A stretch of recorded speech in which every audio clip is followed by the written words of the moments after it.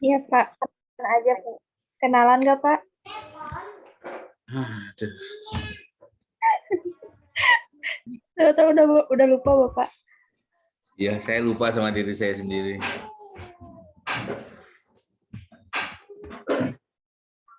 Oke. Kan tadi saya lupa kan nanya apa? Ayo.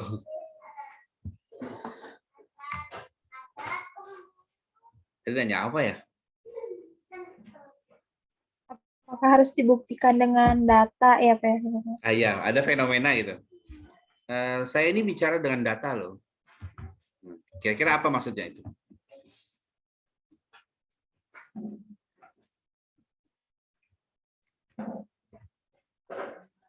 Berbicara faktual gitu ya.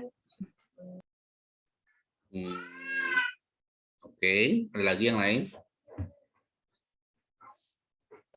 Sesuai kenyataannya misalkan Pak. Oke lah.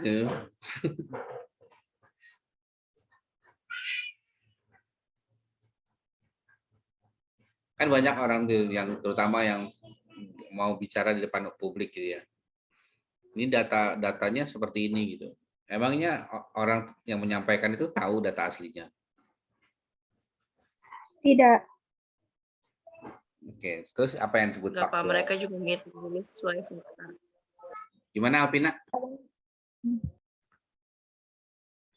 Mereka yang menyampaikan juga menghitung dulu dari sesuai dengan faktanya, data yang didapat, terus nanti jadi satu apa sih? Jadi satu sebuah apa sih namanya, Pak? Jawaban gitu loh. Kayak dari data-data yang terdapat itu terus dihitungkan kembali faktanya apa, jadi deh gitu, Pak. Oke. Ini menarik nih jawaban Alpina nih. Yang saya bikin menarik adalah emang semua hal atau semua pertanyaan butuh jawaban. Enggak, Pak. Ada juga kalimat retorik. Enggak juga, Pak. Siapa nih mau ngomong duluan nih? Novia apa Alpina? Alpina dulu deh, silakan. Alpina tadi yang kasih statement nih. Gimana, Pina? Apakah semua pertanyaan butuh jawaban? Enggak juga, cuman setiap pertanyaan dibuat karena membutuhkan jawaban tersebut. Jawaban tersebut berarti jawabannya yang diinginkan. Begitu bukan? Iya, tapi bisa juga jawabannya enggak sesuai apa yang kita inginkan gitu, Pak. Novia mau nambahin nggak?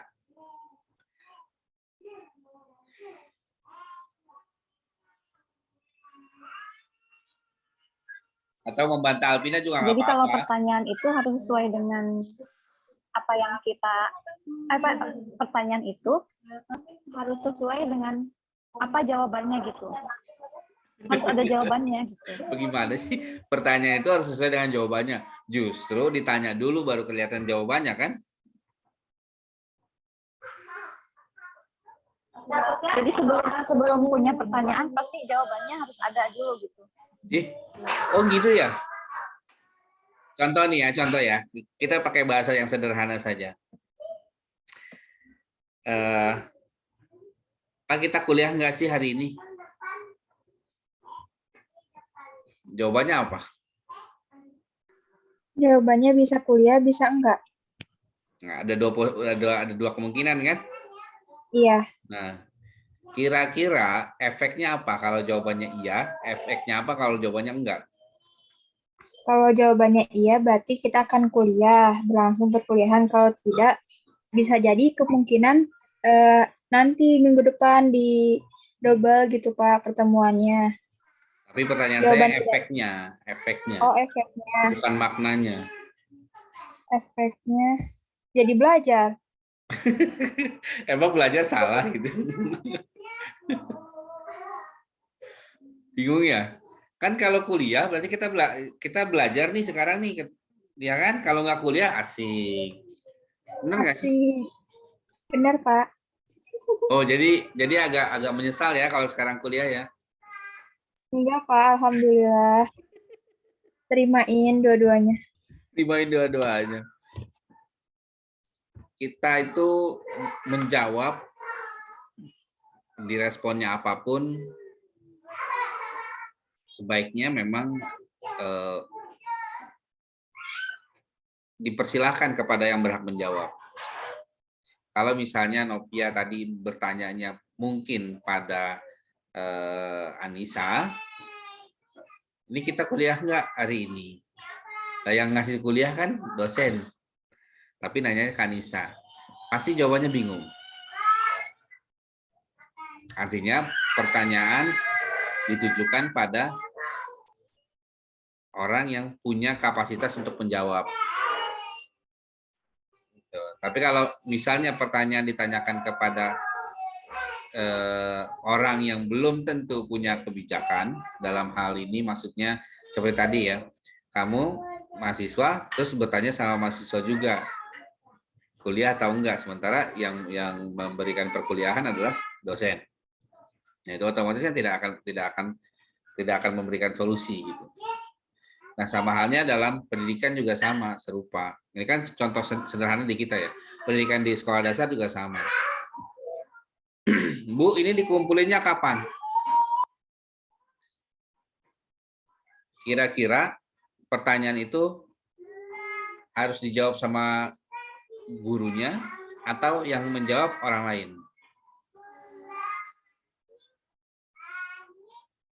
Gurunya. Kira-kira jawaban yang paling menyenangkan yang harus gurunya keluarkan seperti apa?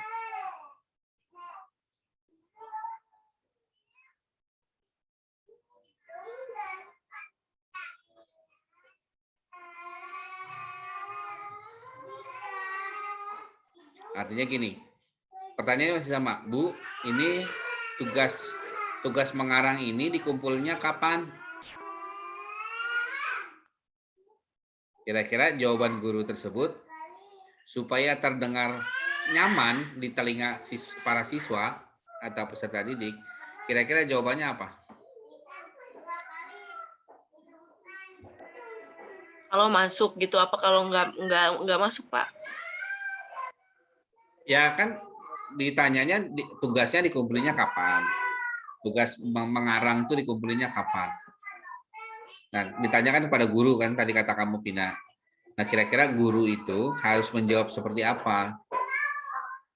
Terus ada kata tersebut yang tadi saya garis bawahi mungkin, yaitu yang saya highlight, bahwasanya jawaban tersebut, berarti kan ada jawaban yang diinginkan, gitu. Kira-kira jawaban yang diinginkan oleh siswa apa?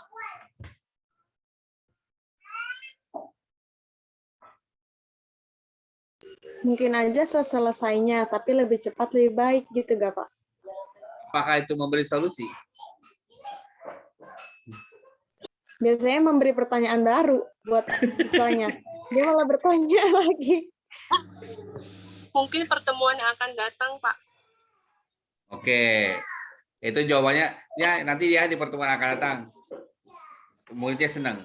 Yeay.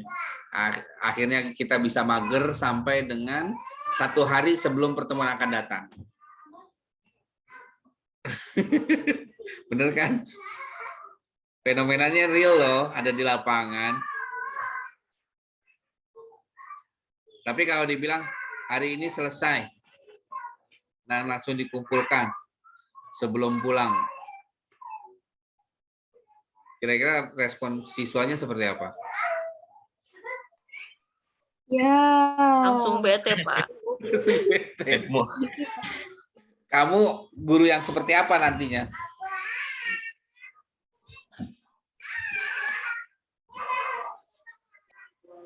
Memberi waktu kepada muridnya, Pak, tapi tidak terlalu longgar.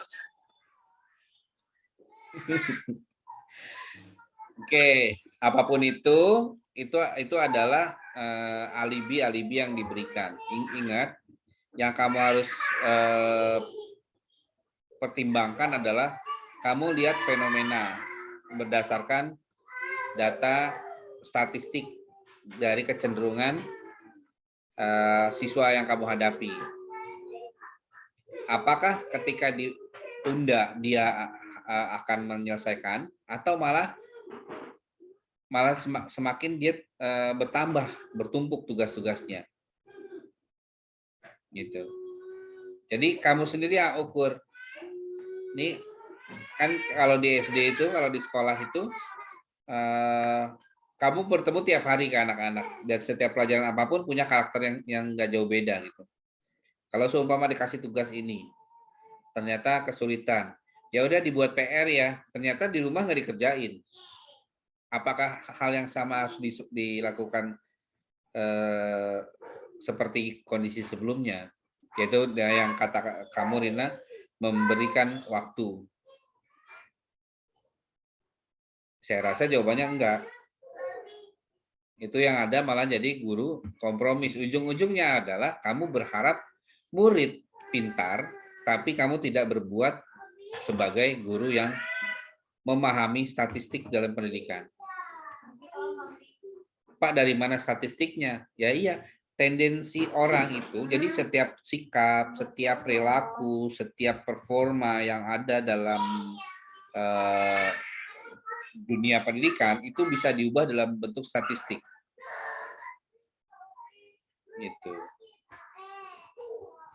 Kayak misalnya seperti ini. Si A datang jam 6.30. Si B datang jam 6.20. Di hari kedua, si A datang jam 6.30. Si B datang jam 6.20.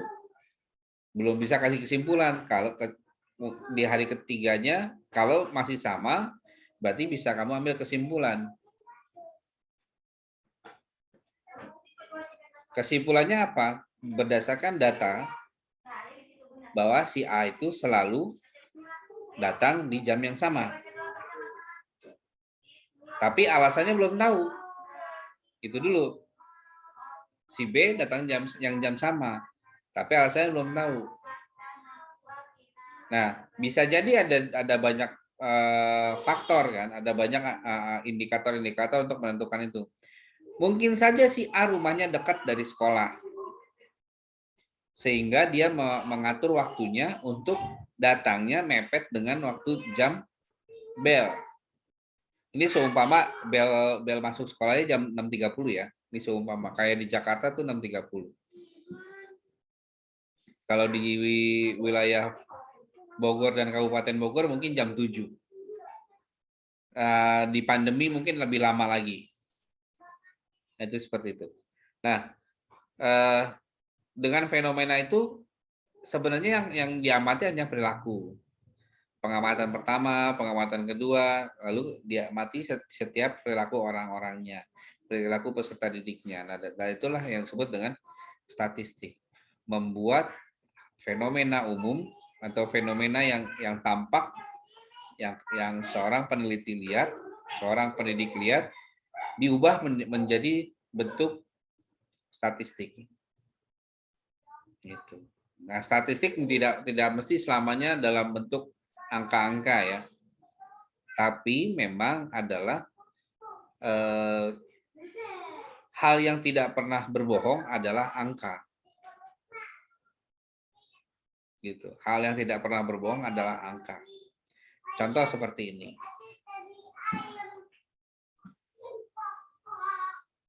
Misalnya saya sebut Shintayu cantik. Yang lain akan mendefinisikan cantik itu seberapa. Ya kan? Tapi kalau misalnya disebut Shintayu oleh pacarnya, kecantikan Shintayu menurut pacarnya adalah 9 dari 10. Itu data kan jadinya? Itu statistik kan? Nah, apa yang bisa kamu simpulkan?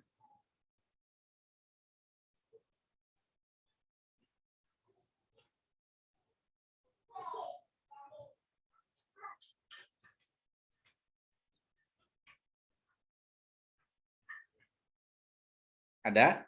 Apa yang bisa kamu simpulkan?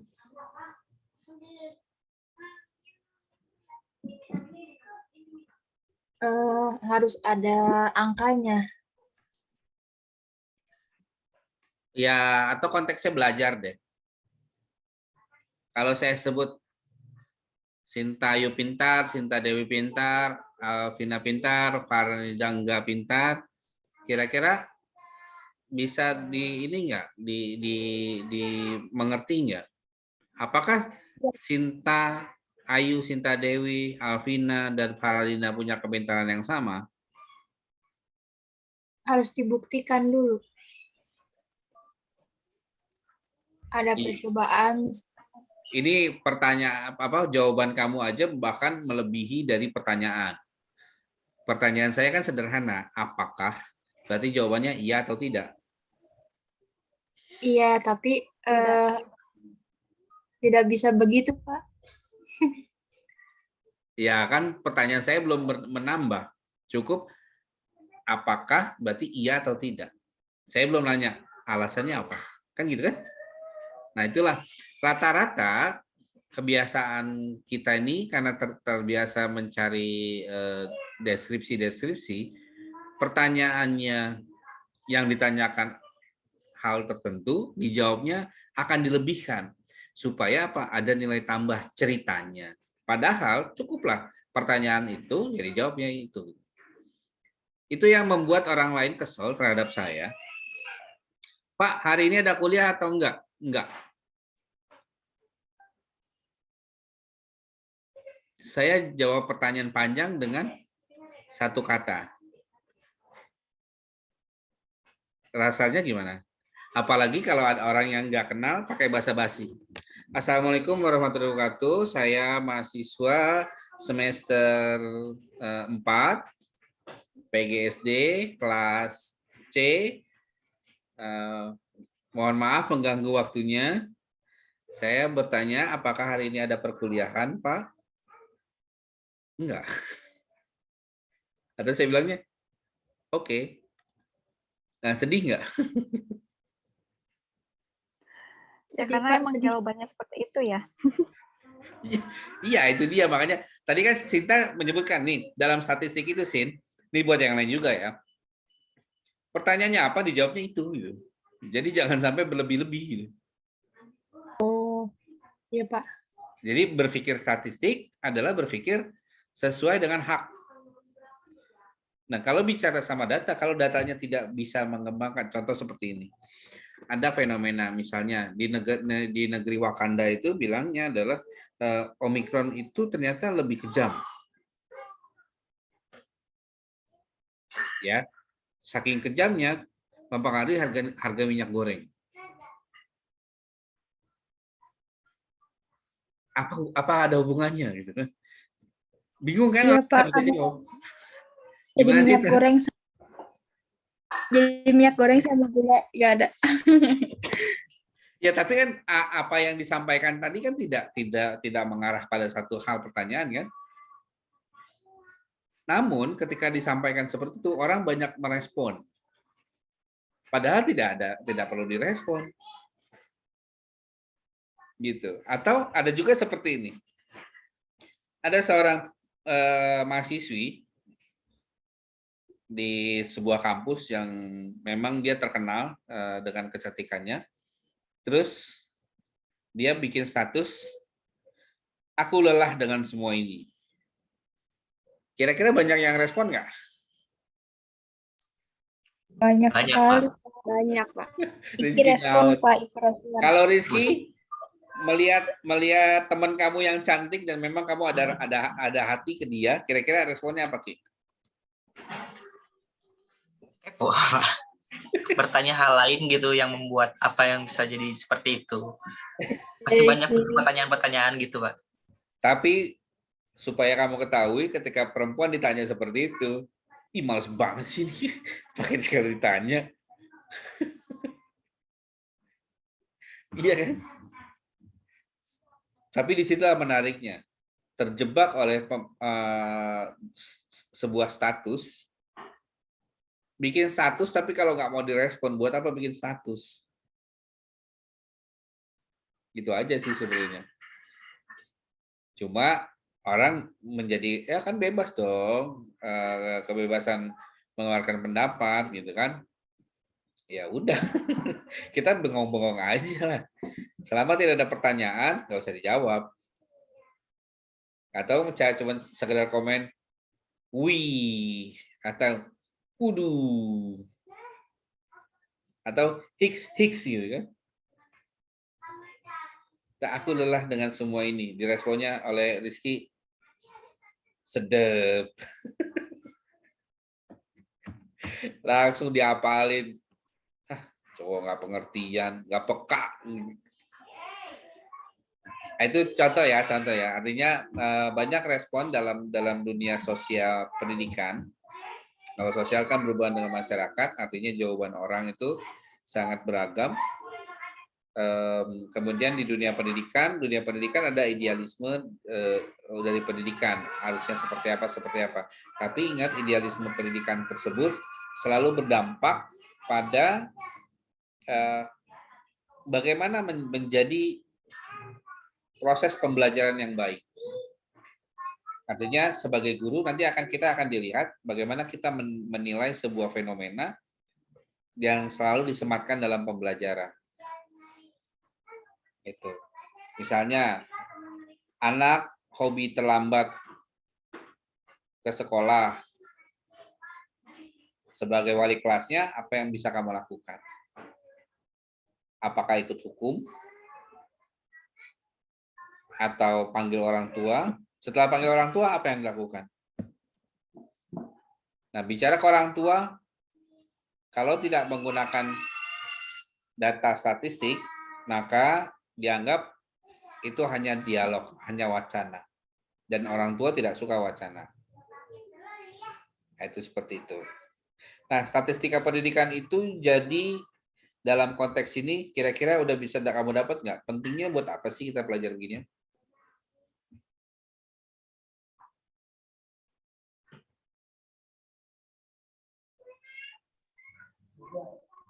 Kita tidak gegabah gitu Pak untuk memberikan statement ke orang tua. Kalau ada masalah tentang anaknya, atau misalnya mau menilai seorang anak dari akademiknya itu, kita nggak gegabah gitu. Kita punya datanya dari mulai dia cara belajar gitu. Kemudian cara dia menangkap informasi, cara sosialisasinya. Kan di buku daftar peserta didik itu ada ini Pak, ada tabel yang isinya itu ada nilai sikap sosial gitu. Ya. Ada spiritualnya, kemudian keterampilan dan pengetahuan. Nah, di situ kita bisa ambil data tersebut. Nah, itulah mungkin fungsinya Pak menurut Novi. Oke. Ada lagi yang mau nambahin?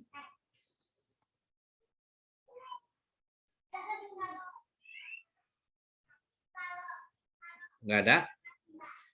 Kalau gitu saya share screen. Kita mau ngapain sih di semester ini?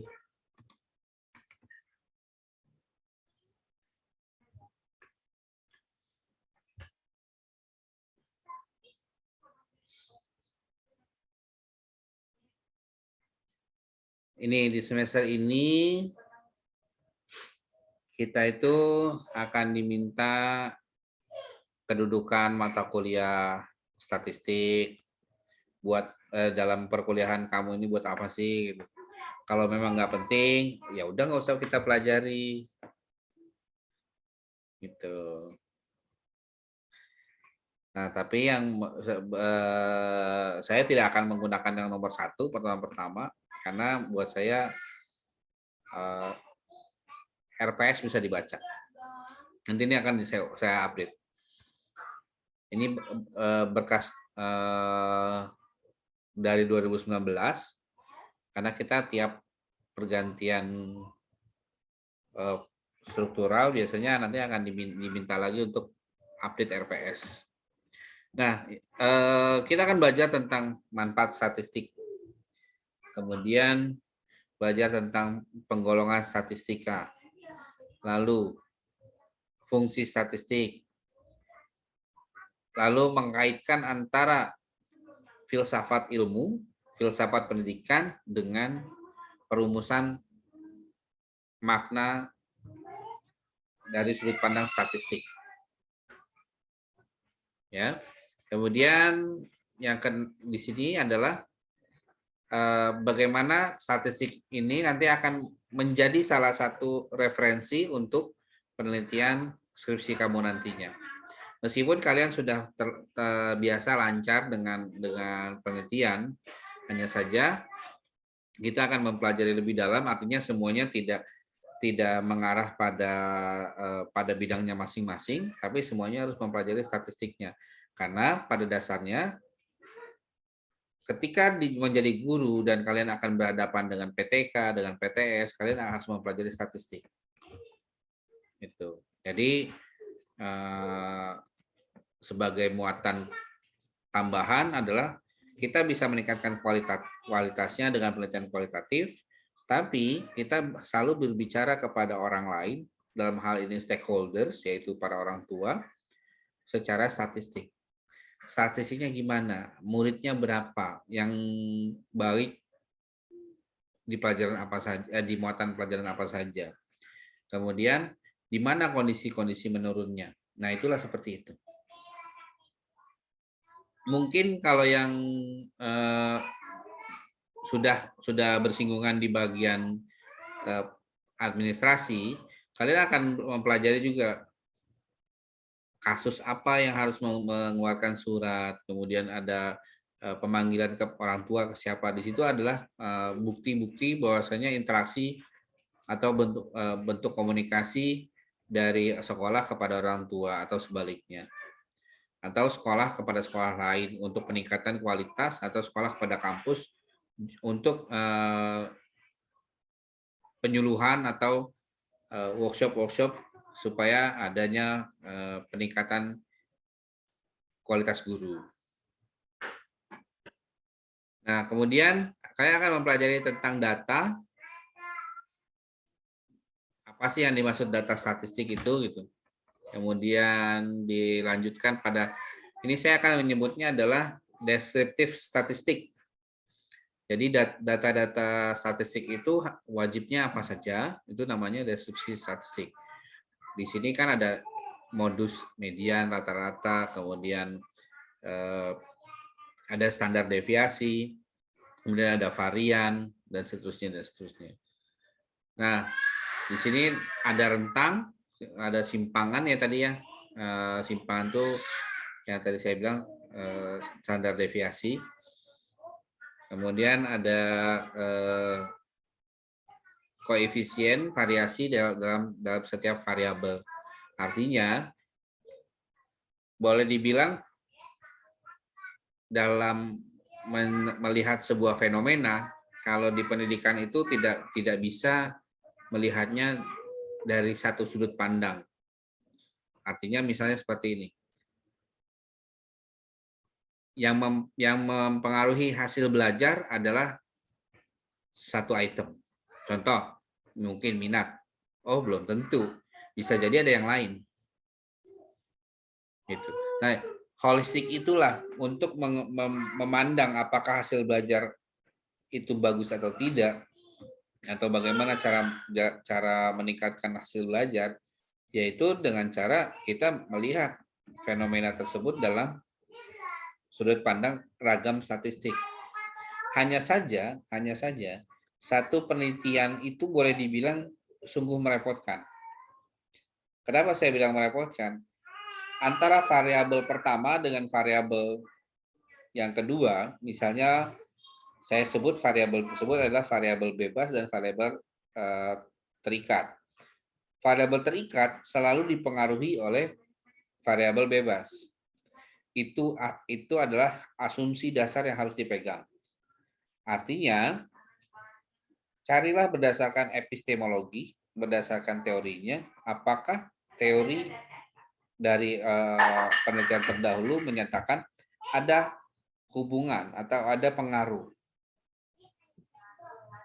Variabel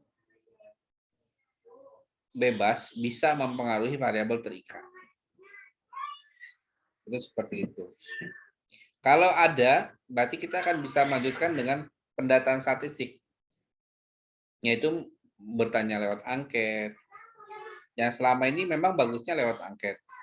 Tapi boleh juga lewat penelitian fenomena di mana kamu melakukan observasi selama kurun waktu tertentu. Misalnya seperti ini, saya pernah melihat seorang mahasiswa yang sedang melakukan penelitian perilaku simpanse di kebun Ragunan. Satu simpanse diamati, yang diamati apa? Berapa kali dia lompat, berapa kali dia melakukan panggilan, kemudian apa yang dilakukan. Jadi dia dihitungnya berapa dengan jumlahnya. Ada juga mahasiswa yang menghitung jumlah penumpang yang masuk Transjakarta. Kalau di kita punya Transpakuan ya, itu ada model pencatatan seperti itu. Jadi kita nggak mesti selalu dengan angket, tapi boleh pengamatan. Kita bertahan misalnya di halte Transpakuan, kita pilih salah satu Transpakuan, kemudian kita catat aja ada berapa orang yang masuk ke Transpakuan untuk menaiki fasilitas Transpakuan, dan itu dibedakan laki-laki dan perempuan. Oh, laki-laki sih gini, oh ini. Tugasnya hanya checklist. Dan itu adalah data statistik. Itu seperti itu. Artinya jangan berpikir bahwasanya data statistik ini hanyalah oh berarti harus angket ya Pak. Oh tidak, observasi pun bisa. Tapi observasinya observasi sosial.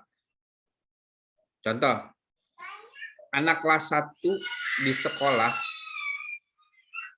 saya ragu mereka bisa duduk lama. Nah, apa yang bisa kamu observasi?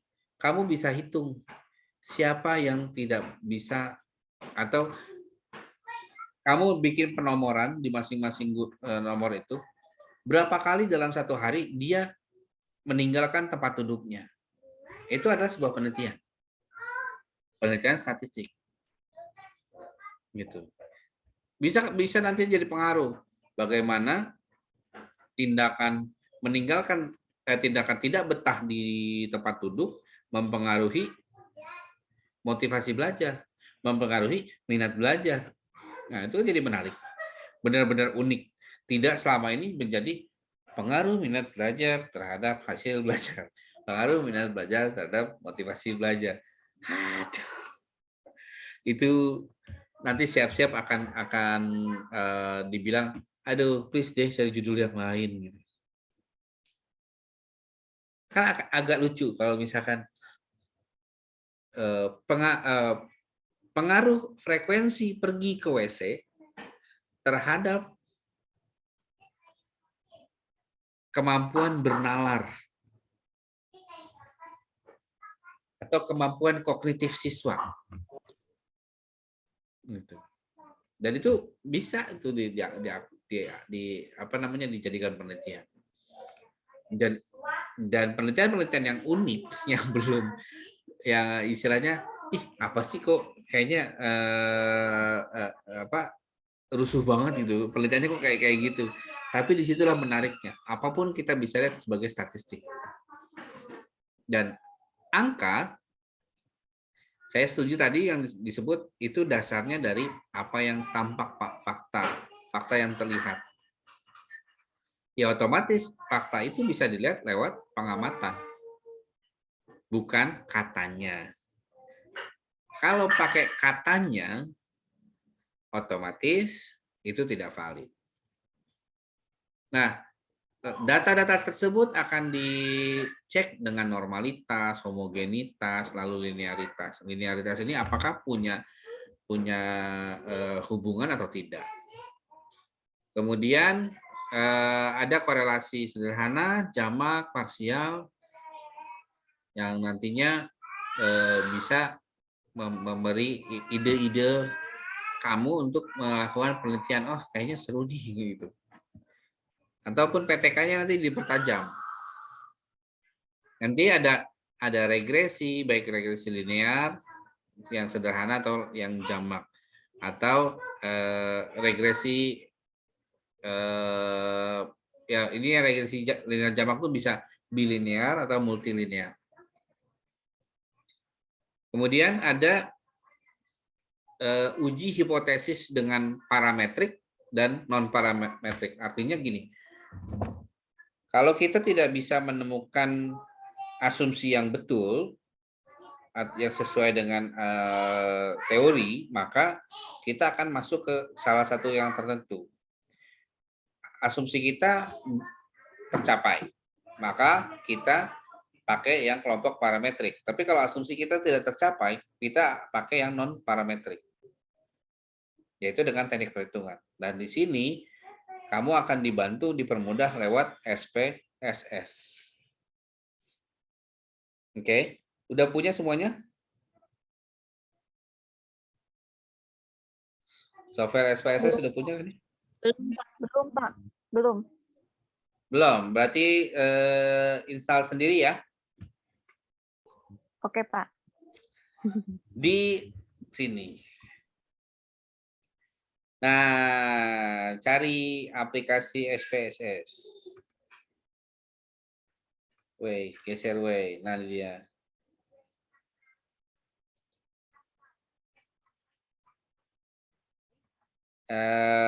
SPSS saya pakai yang versi 22. Bukan saya sih sebenarnya SPSS IBM gitu. Cuma yang saya pakai versi 22, kalau yang sekarang terbarunya versi 26. Nah, ini historisnya, kemudian fungsi-fungsinya, kamu silakan di-download, nanti akan diarahkan kemana. Oke, gitu aja. Ini SPSS ini harus ada di laptop masing-masing. Selain itu Excel, udah itu aja. Oke?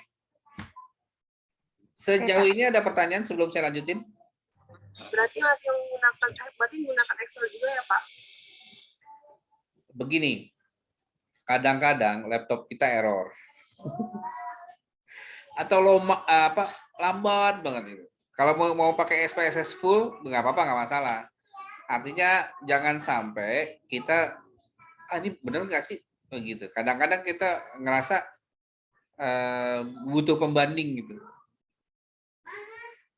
Butuh pembanding, makanya saya menyarankan dua program, dua software yang akan kita pakai untuk membantu kamu di statistik pendidikan, yaitu SPSS dengan Excel. Tapi nanti pada saat skripsi, fungsi Excel hanyalah untuk konfirmasi saja. Ingat, untuk konfirmasi saja. Kadang-kadang, ini benar nggak sih segini jawabannya gitu. Itu seperti itu. Jadi, SPSS memang lebih mudah, tapi kita nggak tahu asal-usulnya. Tiba-tiba kok begini, tiba-tiba begini. Itulah memang SPSS itu diadakan untuk kalian, tapi tidak mengikuti tahapan berpikir. Sementara yang diharapkan adalah kalian punya metode berpikir yang benar dalam melakukan tindakan.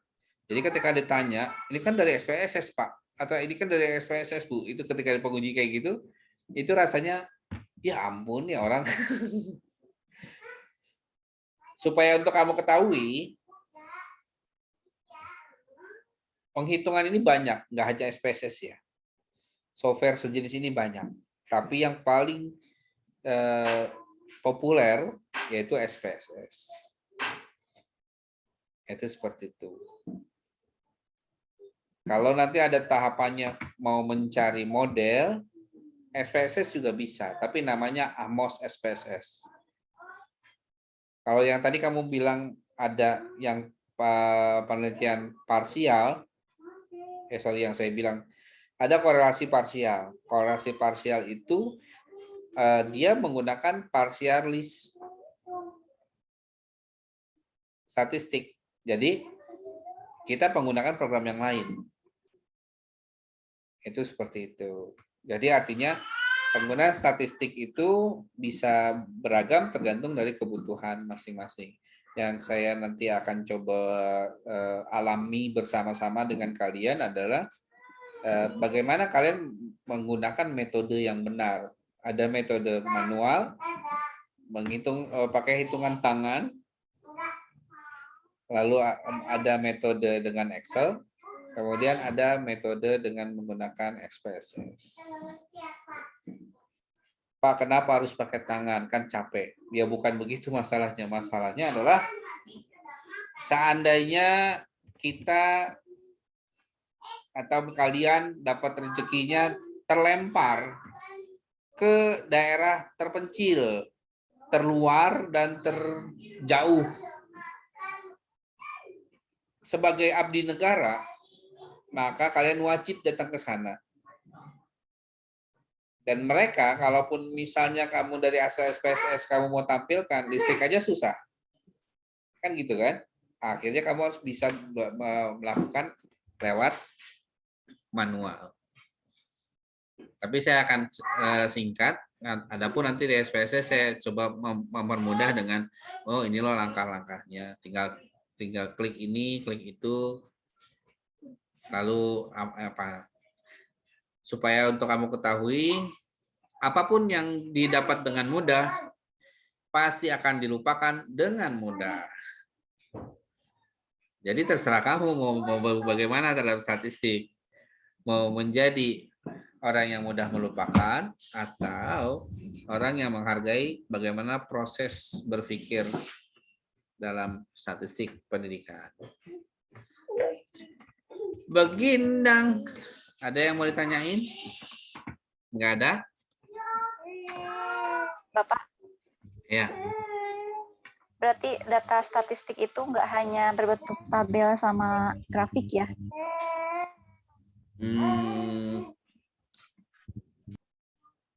Kayaknya berbentuk itu, tapi kita harus pandai-pandai mendeskripsikan. Ya, seperti ini deh. Tadi saya share di sini. Nah, kira-kira apa sih yang bisa kita terjemahkan dari bar ini? Atau saya buka deh, bentar di sini.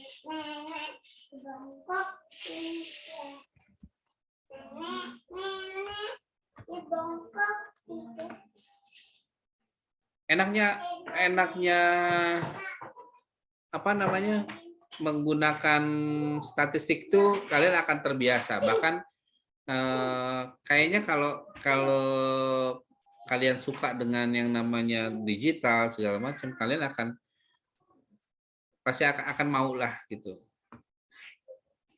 Saya ambil sampelnya adalah acquisition. Oh, behavior aja deh, behavior overview.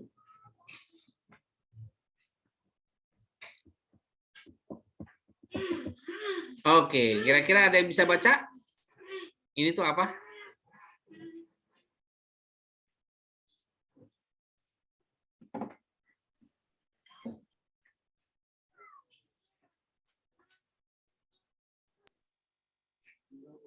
Yang melihat situs ini tertanggalnya gitu ya?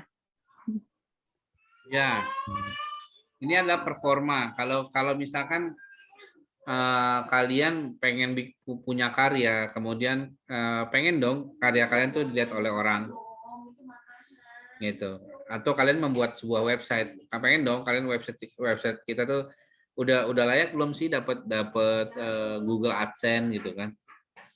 Dilihatnya dari performa ini, itu loh. Kalau ini juga sama. Misalnya kalian dalam pendidikan juga kayak gitu. Kalian bikin konten pendidikan, pengen dong siapa sih yang nonton, siapa sih yang ngelihat, itu seperti itu. Kemudian dari kalau saya sampai melihat audiens saya tuh dari mana aja sih gitu.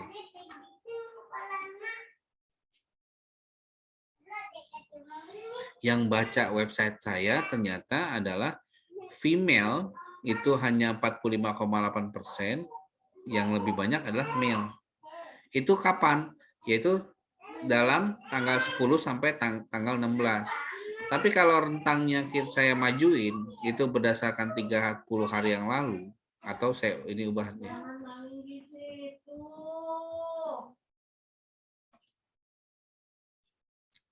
selama setahun, nah ini dia. Selama setahun ternyata situs yang saya buat jumlah female lebih banyak. Artinya saya mau pakai kata-kata yang agak sedikit norak ya. Fans saya 67,8. Tuh kalau yang mendengar pasti tengil. Norak dosen. Ya memang kenyataannya adalah populasi di PGSD itu banyak kan perempuan. Iya kan?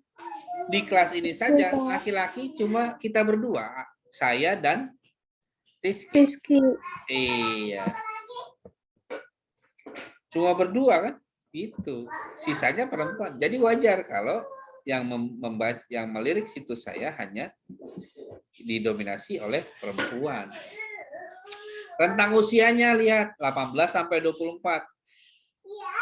Coba ditanya sama diri sendiri, ada nggak yang di atas 65 di usia kalian? Nggak ada.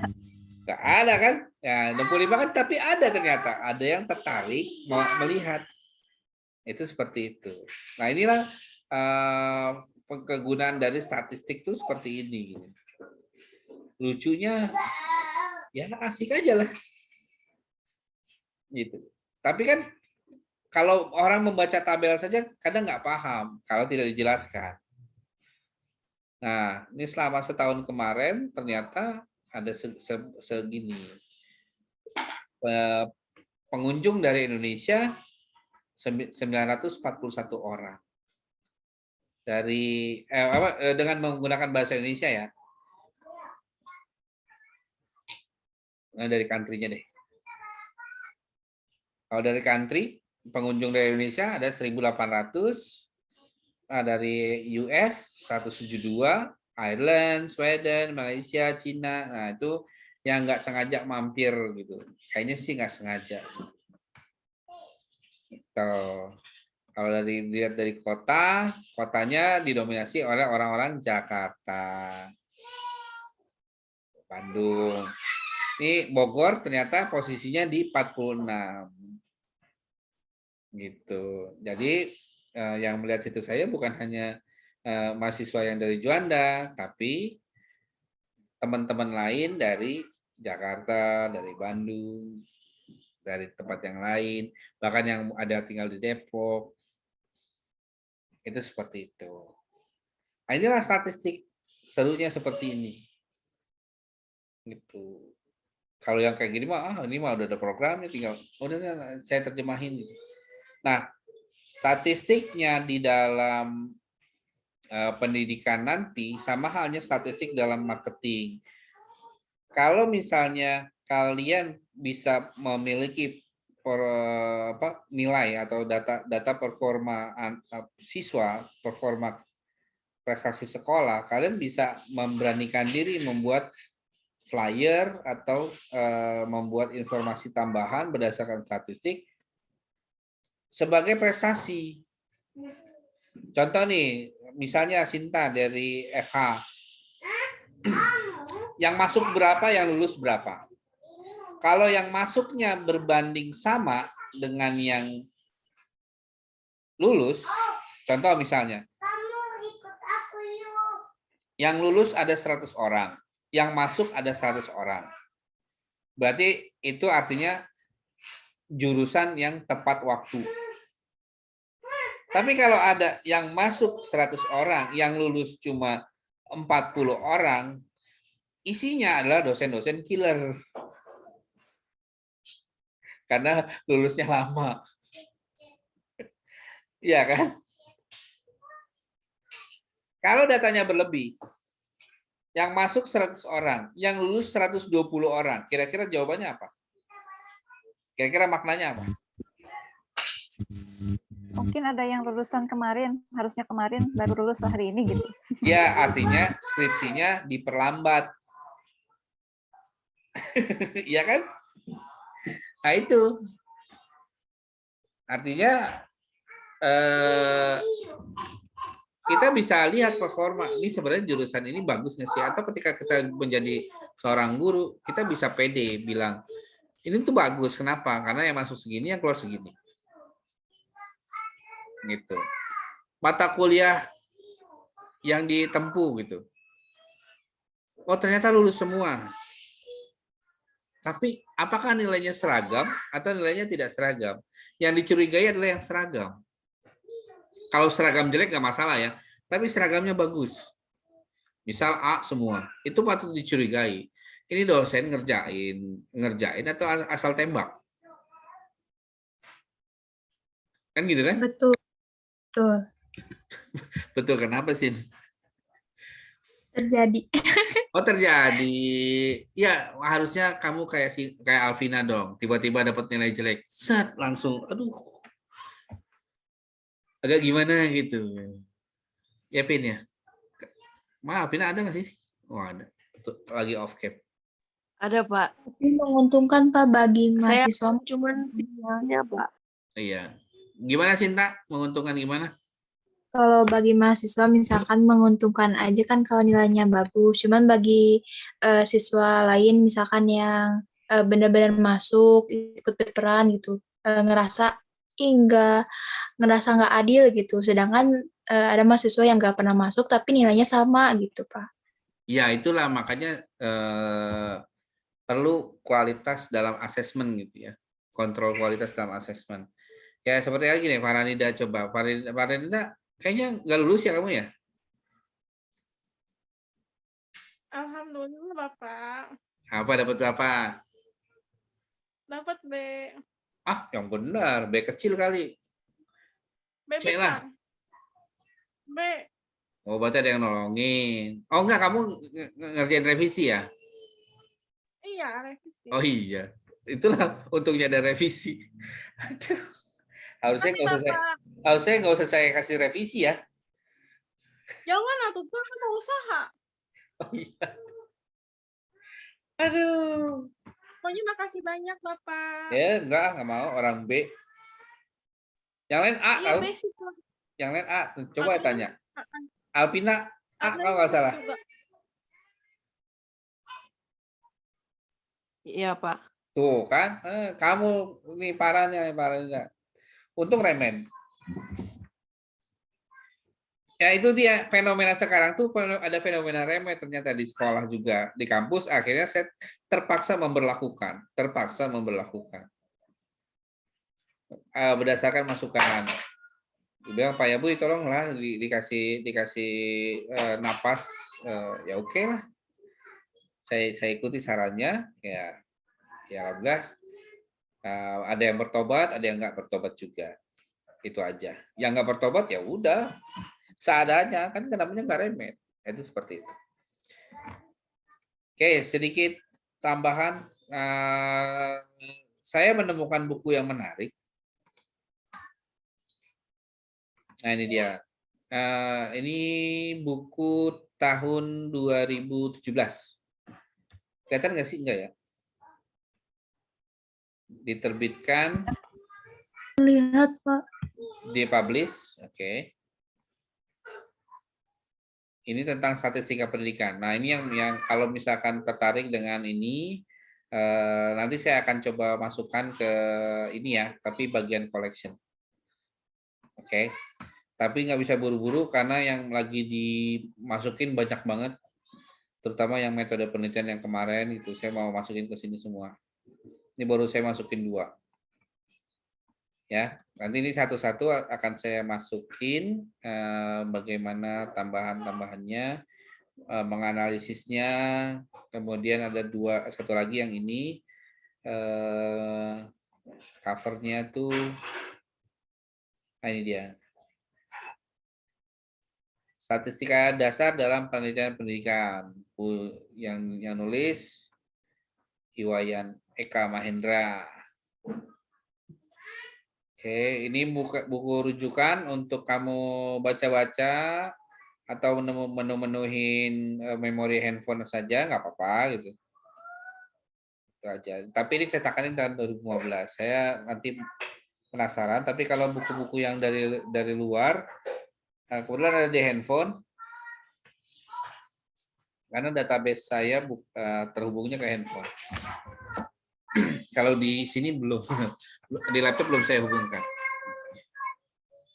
Sama materinya berupa statistik itu apa, kemudian pemusatan data, kemudian penyebaran, kemudian deskripsi statistiknya, lalu kurva normal, bagaimana mencari Z-score dan T-score, itu seperti itu. Kalau mau membayangkan dulu sejelimet apa, bolehlah. Paling tidak sebelum minggu depan kalian udah bisa download kok. Oke. Ingat saya lagi, saya tidak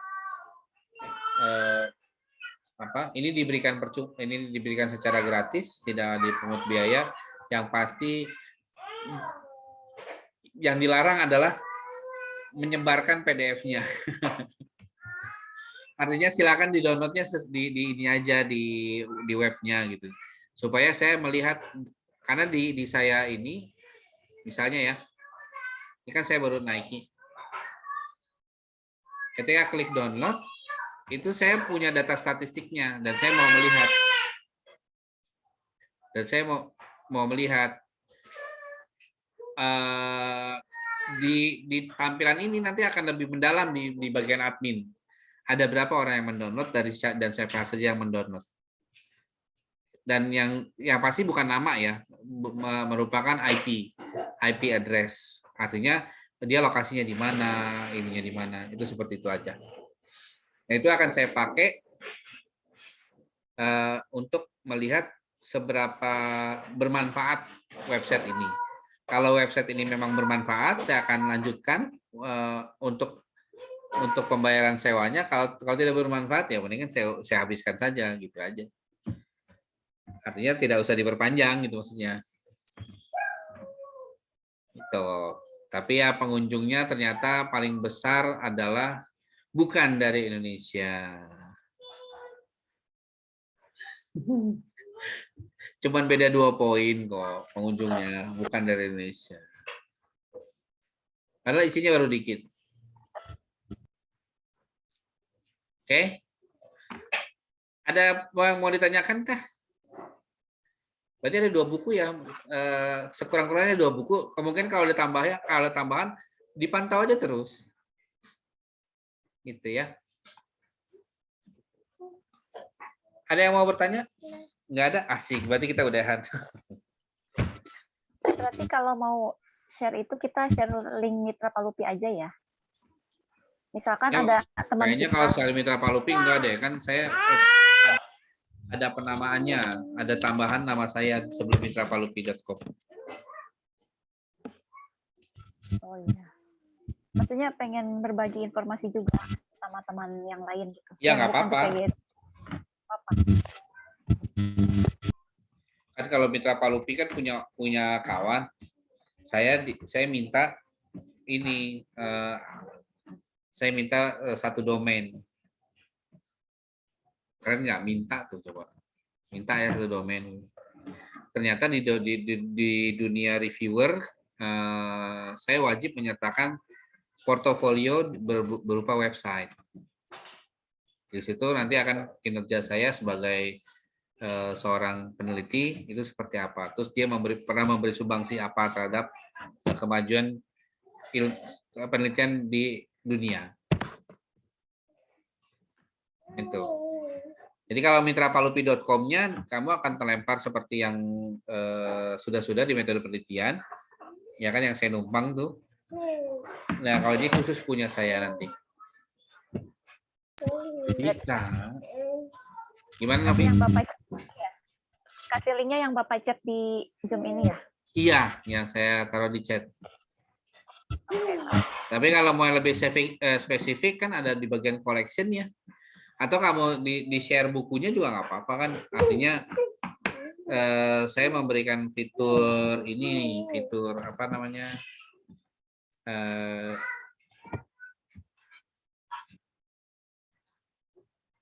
Kalau nggak salah ada share ini deh. Nah, ini ada fitur ini. mau share via WA.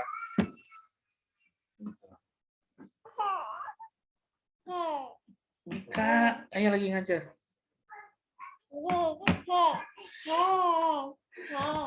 Anak saya mau ikut ngajar kayaknya.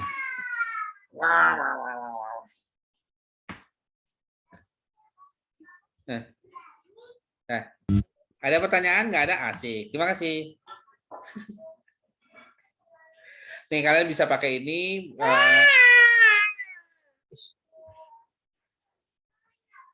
Bisa kirim ke Telegram juga dan seterusnya. Di sini paling ini. Oke. Target saya punya 1 miliar koleksi buku pribadi karena memang buku saya sejauh ini masih 5.000 koleksi. Gitu. Nah, makanya saya pelan-pelan mau masukin yang mana dulu. Sesuai kebutuhan aja. Ada pertanyaan? Nggak ada? Asik, nggak ada.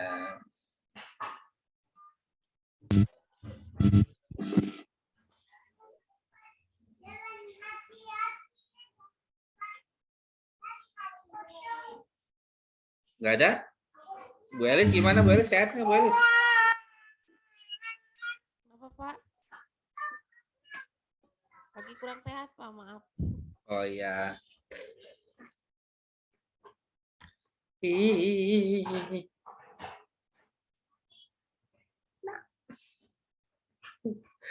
Tuh lihat semua tuh. Halo Adek.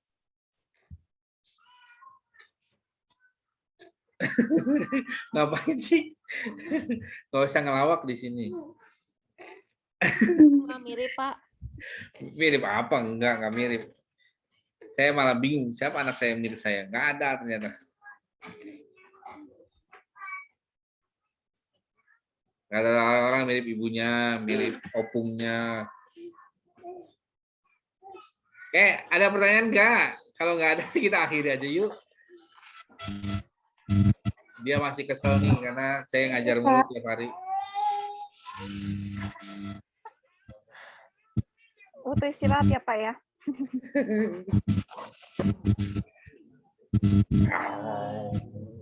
Bapak berarti belum ada, maksudnya untuk rencana ke depannya belum ada apa-apa lagi gitu ya? Gimana maksudnya apa-apa? Maksudnya belum ada.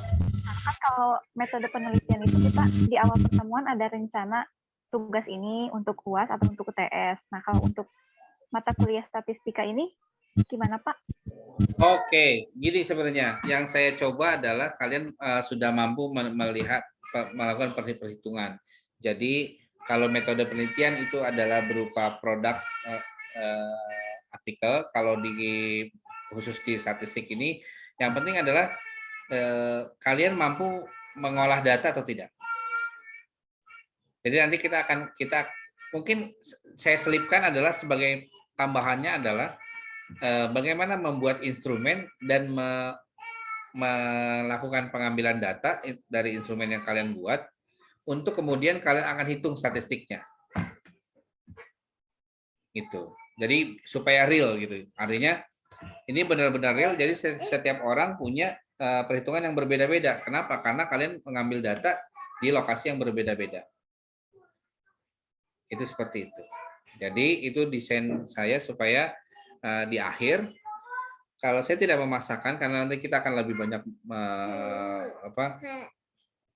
lebih banyak beraktivitas ya, karena melakukan perhitungan-perhitungan, kemudian banyak hal yang sifatnya teoritis dan praktis. Lalu goalnya hanyalah kalian terampil membuat instrumen serta menghitung data instrumen tersebut. Itu aja. Kalau apakah jadi wujud sesuatu, enggak. Gitu. Tapi nanti data-data yang artikel yang kemarin di metode penelitian, saya direncanakan akan diam dulu. Jangan ngambil panggung nih, ngambil panggung ayah nih.